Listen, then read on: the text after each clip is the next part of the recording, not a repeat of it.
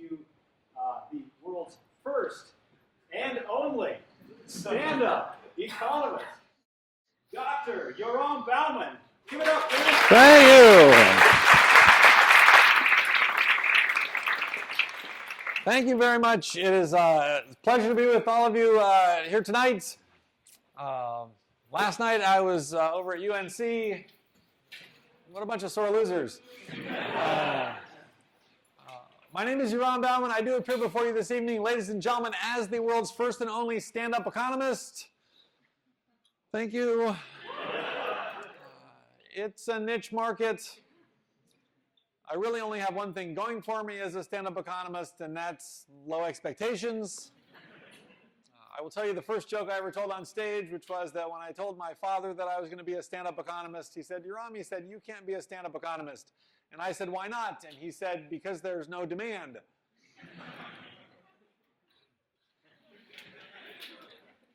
gets better. I said, don't worry, Dad, I'm a supply-side economist. I just stand up and let the jokes trickle down.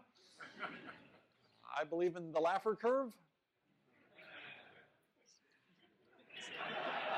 It's actually just my joke to test how much economics you all know. And then I kind of arrange the rest of the routine accordingly. I'm giving you all about a 6. That's pretty good. You know, people say that economics and stand-up comedy don't have very much in common, but I just want to emphasize that that is totally not true. In both cases, nobody likes to sit in the front row. So thank you for making me feel at home. Many people are surprised that I make a living doing stand-up comedy about economics. In fact, the most common question that I get is, what do you really do for a living? I really do this for a living, and people are sort of curious about what economics comedy is all about, so I'll share a couple routines with you. I want to start with this one here, when life gives you lemons. So, you know, there's this classic phrase in English, when life gives you lemons, you should make lemonade, make the best of a bad situation. But I spent the last 20 years living in Seattle, and there's a Seattle band that's called Fly Moon Royalty that has a song called Lemonade, and some of the lyrics kind of put this nice capitalist twist on this phrase, when life gives you lemons. So the lyrics are, when life gives you lemons, you can go and build a lemonade stand, sell it for $1.50, guaranteed to put a little cash in hand. And I thought that was kind of this nice capitalist twist on the phrase, when life gives you lemons. So I started thinking about what other economic ideas we could convey with variations on the phrase, when life gives you lemons. So for example, you can compare going to get an MBA, a business degree, with going to graduate school in economics. So when you go to and get a business degree, when life gives you lemons, you should go and corner the market for lemons. When you go to economics graduate school, when life gives you lemons, you should go and read the market for lemons. Nobel Prize winning paper by George Agerlof. In microeconomics, when life gives you lemons, you should consider a world with only 2 goods, lemons and everything else. You know, show the budget constraint shifting so that you can reach a higher indifference curve. Your extra credit assignment here is what happens if lemons are a bad rather than a good. In macroeconomics, when life gives you lemons, you should show the impacts using an ISLM model. And the extra credit assignment here is to come up with clever terminology that allows you to call it an ISLM model. In development economics, when life gives you lemons, you should find 50 similar villages in Kenya, randomly divide them into 2 groups, give lemons to one of the groups, and then you wait 6 months, and then you write a paper for the JDE. And finally, the European Central Bank version is that when life gives you lemons, you should ask the Germans what to do. So that's an introduction to some economics comedy. Before I go any further, I should show you my T-shirt. This is my Enjoy Capitalism T-shirt, made in China. If you look at the tag on the back, it was actually made out of 80% cotton and 20% irony. Dry clean only. I got started doing stand-up comedy about economics, partly because my academic career didn't go quite as well as I'd hoped. But I also, when I was in graduate school, I wrote a parody of the 10 Principles of Economics in a popular textbook. And ended up on the internet, and here I am. So I'm going to share that routine with you. If you've seen it, then there's some new stuff coming. So this is Mankiw's Principles of Economics Translated. So for those of you who don't know, Greg Mankiw, Harvard professor, wrote one of the best-selling economics textbooks in the world, and it's based on these 10 principles of economics. Now, I know there's a lot on the screen, but I generally encourage folks not to even try to read all of this. Just take my word that you pretty much need a PhD in economics to understand these 10 principles. Now, fortunately, I have a PhD in economics, so I've taken it upon myself to translate these principles for the rest of humanity. You're welcome. We're going to begin by separating them into the first 7 principles, which are microeconomics, and the last 3, which are macroeconomics. The difference, as P.J. O'Rourke once said, being that microeconomists are wrong about little things, and macroeconomists are wrong about things in general. We are going to begin with the macroeconomic principles 8, 9, and 10. Now, believe it or not, these all have the exact same translation, namely, blah, blah, blah. I can see some of you have studied macroeconomics. As proof, I need only remind you that macroeconomists have successfully predicted 9 out of the last 5 recessions. And as further proof, we can now go up 1 font size. Now let's go back to the micro principles. Now the first one, people face trade-offs. This is really one of the most fundamental ideas in economics. And the translation is very simple, right? Choices are bad. I mean, this is a simple syllogism. Trade-offs are bad. Anytime you have choices, you have trade-offs. Therefore, choices have to be bad. If you don't understand that, take a look at the second principle. The cost of something is what you give up to get it. Translation, choices are really bad. Now, I have a little demonstration of this fact to share with you. Let's say that someone offers you a Snickers bar, right, that you value at $1. All right, then what you can loosely think of as your economic profit in this situation is the dollar of the Snickers bar minus the cost of what you give up to get it, which is nothing. Your economic profit is, don't all answer at once, $1. Very good. Now, to begin to understand why choices are bad, imagine that someone offers you a choice between the Snickers bar that you value at $1 and some M&Ms that you value at 70 cents. And now your economic profit is the dollar minus the 70 cents, only 30 cents. You begin to understand why choices are bad. The worst possible situation, in fact, is being offered a choice between a Snickers bar and an identical Snickers bar, because then your economic profit is 0. Right now, people who are not trained in economics might say that that's no different than just being offered 1 Snickers bar, but that kind of sloppy thinking will never get you a tenure track position. You know, I occasionally get emails from faculty members, and they're like, I'm going to put that thing with a Snickers bar on the final exam and have the students explain what's wrong with it. Right? And then they always email me back a week later and say that they didn't do it because they couldn't figure out the answer. There is no good answer, people. Choices are bad. Choices are really bad. I'm not going to beat around the bush with you folks. If you don't understand why choices are bad, you're probably stupid. Moving on. Principle number 3, rational people think at the margin. Translation, people are stupid. Now it is immediately obvious that people do not think at the margin. Nobody goes to the grocery store and says, I'm going to buy an orange. I'm going to buy another orange. I'm going to buy another orange. That joke only makes sense to econ majors. People don't think like that.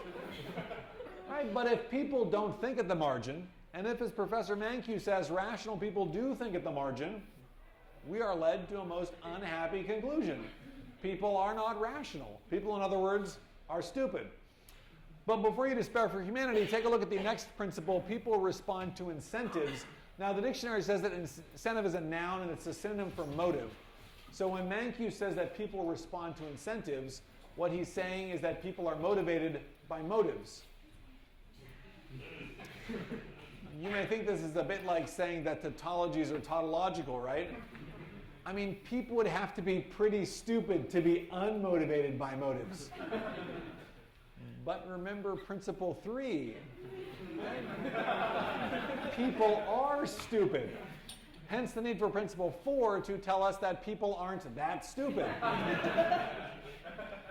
All right, moving on to every economist's favorite topic, free trade. Principle 5, trade can make everyone better off. Translation, trade can make everyone worse off.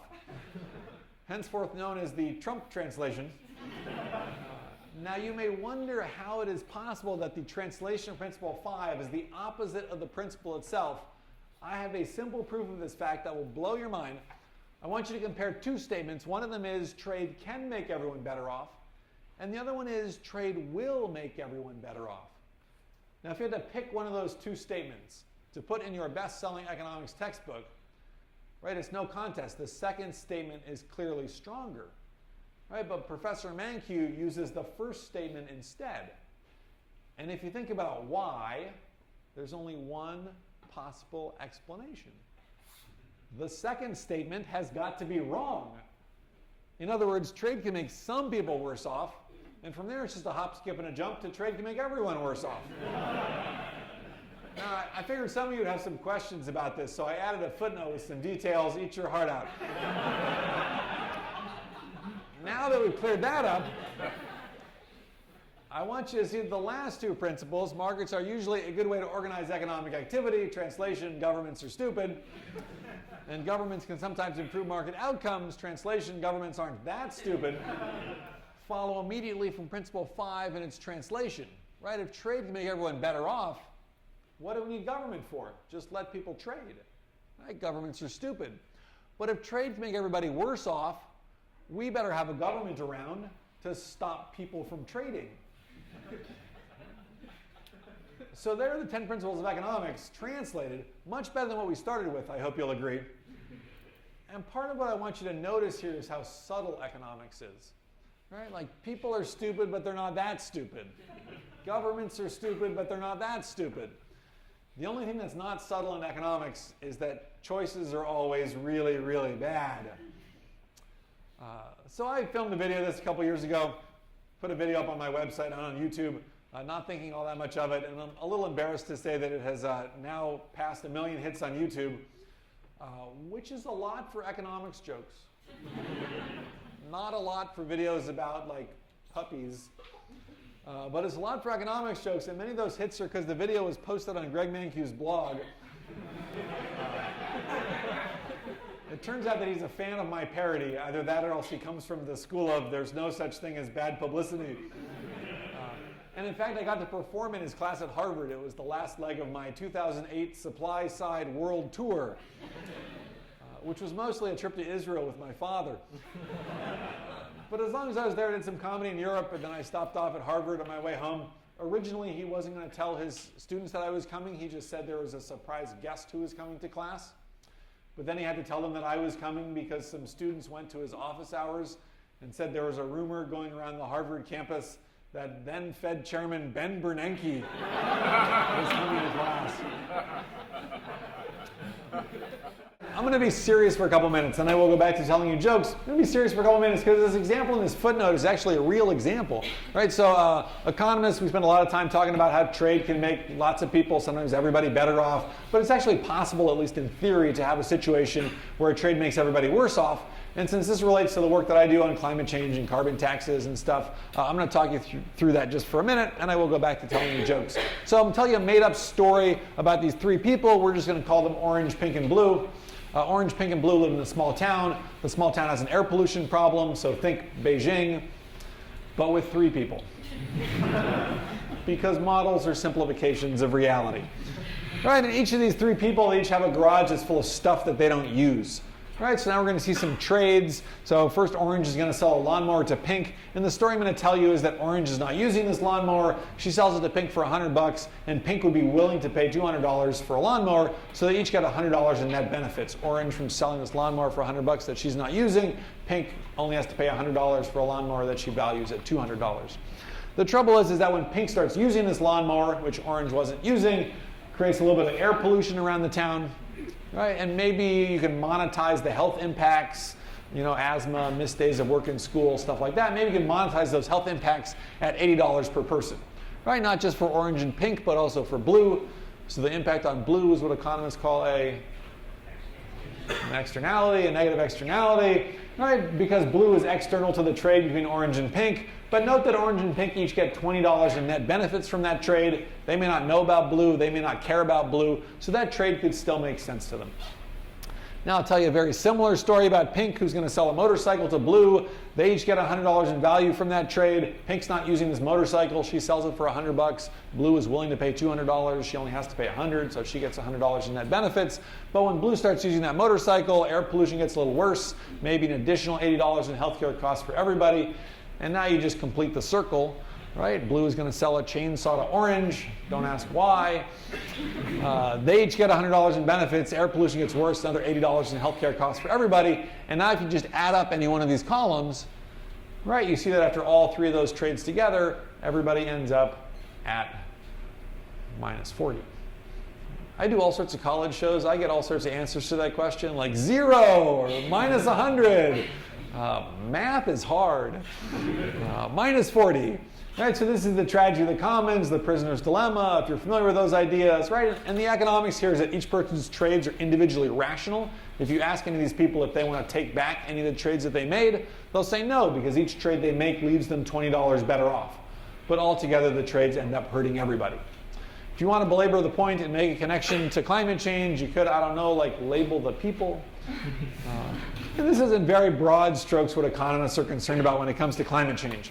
So everything you need to know about climate change in just a couple of slides, and then I will go back to telling you jokes.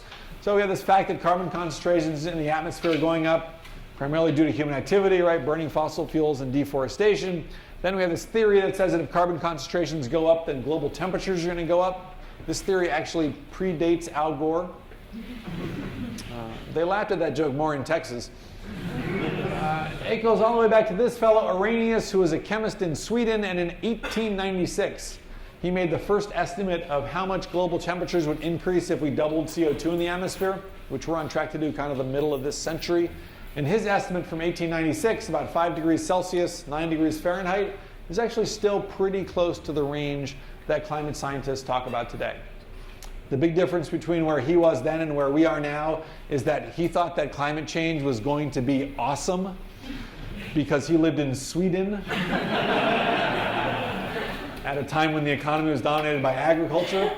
And these days we tend to be a little more worried about rising sea levels, ocean acidification, extreme weather events. In any case, we have been running this experiment on planet Earth for the last 150 years or so, and here are the results of the experiment. The blue dots are measures of global average temperatures for individual years. The red bars are 10-year averages from the 1880s up to the 1970s. And then there's the 1980s, the 1990s, the 2000s, the first part of this decade. Temperatures, I would argue, going up pretty much in line with the projections of climate science. Now, if you happen to not believe that humans are partly responsible for increasing global temperatures, I will try to find common ground with you anyway. And the common ground comes from the way that economists think about pollution problems, which is that the way to get less pollution is to make polluting expensive. Because when you make polluting expensive, you get market forces working to promote conservation, innovation, development of new technologies, all the things that I, at least as an economist, love about capitalism. Right? So what I work on when I do serious economics work is using the tools of economics and the power of capitalism to protect the environment. A couple of policy tools to talk about, like a carbon tax or an auction cap and trade system, but the point of those policy tools is to drive up the price of fossil fuels. Now, this is generally the part in my talks where people stop laughing, right? Because it's hard to convince people that we should be paying more for gasoline and electricity and things like this. But there is a side benefit to these policies, other than the main benefit of, potentially saving the world. And the side benefit is that if you do these policies right, you generate a pile of revenue. Right? And the idea that I work on and talk to folks about is that we could be using most or all of that revenue to reduce or eliminate existing taxes. So it's called environmental tax reform or tax shifting or revenue neutral tax swaps. Right? The idea being that if we had higher taxes on things we want less of, like carbon emissions, then we could afford to have lower taxes on things we want more of, like jobs and income and savings and investment. It's an idea that has support from across the political spectrum, even from folks like George Will, conservative columnist for the Washington Post. He came to one of my classes a couple years ago. He doesn't, or at least at the time didn't, believe that humans were partly responsible for increasing global temperatures. But I asked him if he would support replacing part of the payroll tax, part of the employment tax in this country, with a carbon tax. And he said that he was all for it because he hates the payroll tax. Right, at the time unemployment was 8%, right? Like, I hate the payroll tax, and Al Gore hates the payroll tax. Al Gore says we should tax what we burn and not what we earn. So I asked George Will what he thought about the fact that he and Al Gore agreed on this particular issue. And George Will said, well, he said, an idea should not be held responsible for the people who believe in it. In any case, there's actually a place that's actually done this. So the best climate policy in the world, as far as I'm concerned, is in the Canadian province of British Columbia, where they had a right-of-center government that said, look, we want to reduce carbon emissions, but we don't want to grow government, so they balanced this carbon tax with reductions in other taxes. Brian Murray here on campus is one of the experts on this, the effects of this policy. I was the founder and co-chair of the first ever carbon tax ballot measure in the United States. It was the Initiative 732 campaign in Washington State. If you want to go in depth into the campaign, then get into your time machine and go back about 6 hours and come to the seminar that I gave today at 10:30. Or you might be able to find it or something similar to it online. But our policy is pretty similar. It was a carbon tax. We cut the state sales tax. This is a pretty good policy, but it didn't pass.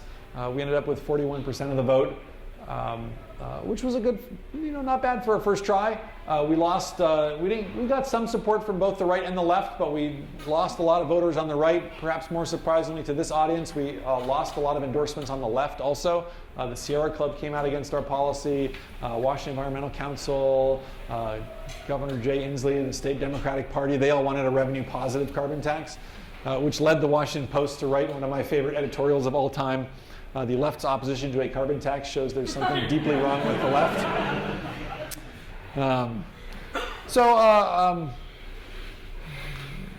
One could respond to this in all sorts of ways. I responded to this by leaving Seattle and moving to Utah and registering as a Republican. Thank you. I just figured I'd had enough dealing with left-wing crazies who are opposed to climate action. So I decided I wanted to deal with right-wing crazies who are opposed to climate action. So now I will go back to telling you jokes, ladies and gentlemen, so thank you for putting up with that. The last couple of years have been good years for economics comedy. Thank you. I got to be on the PBS NewsHour, for example. Now, I don't know how much you all know about the world of stand-up comedy, but let me just tell you this. In the world of stand-up comedy, ladies and gentlemen, it does not get any bigger than the PBS NewsHour.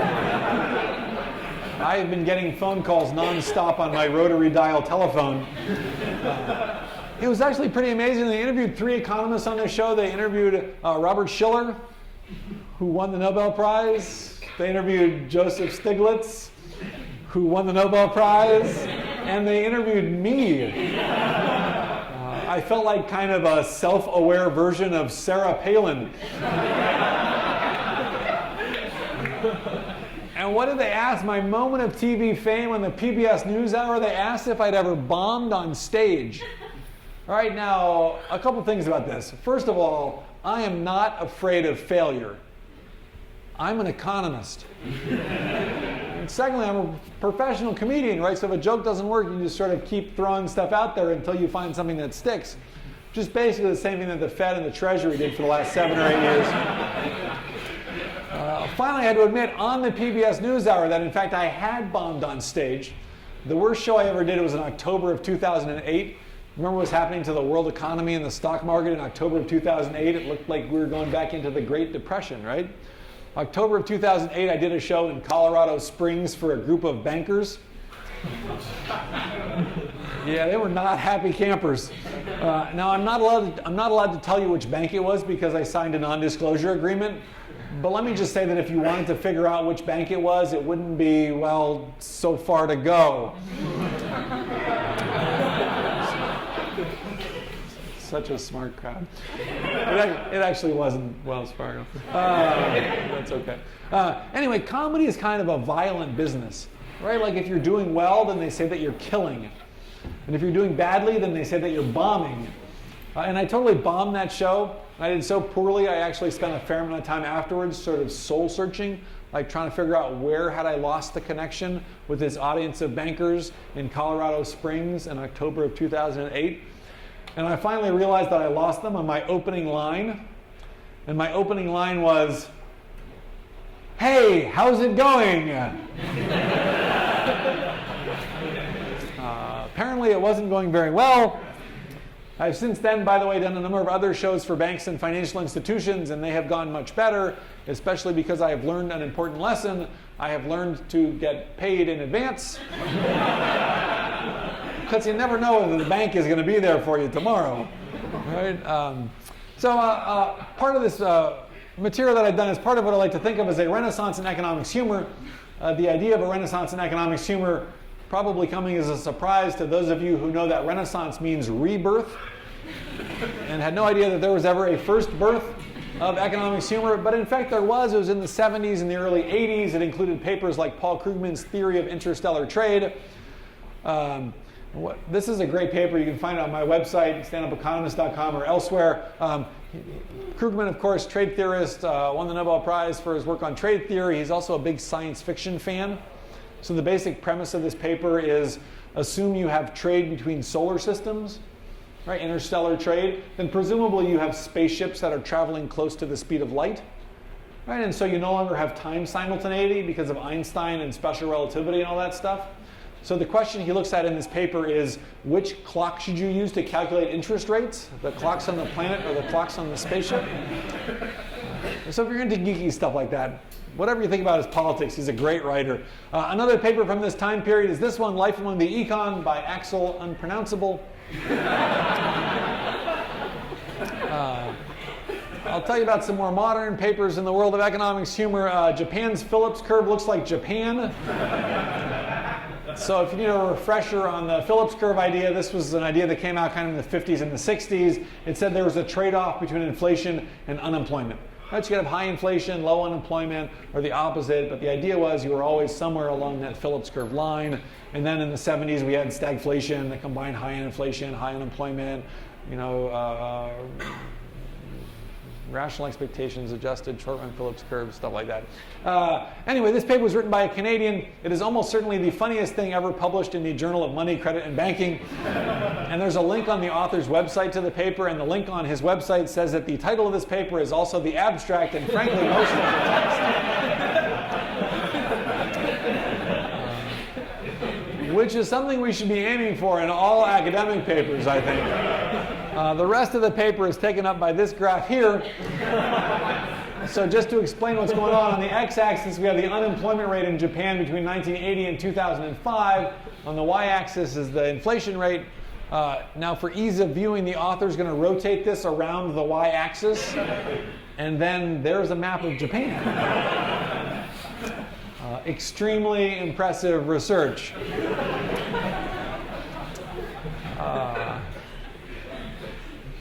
Great job market paper. Another piece of economics humor I should mention is this paper. This is actually a real economics paper. It's called Can Financial Innovation Help to Explain the Reduced Volatility of Economic Activity? A paper that was published in 2006, shortly before financial innovation led to the greatest increase in the volatility of economic activity since the Great Depression. Right, you may think this bodes ill for the research that was done by these scholars, but in fact it's okay. I have tracked down the abstract of this paper, and here's the abstract of this paper. No.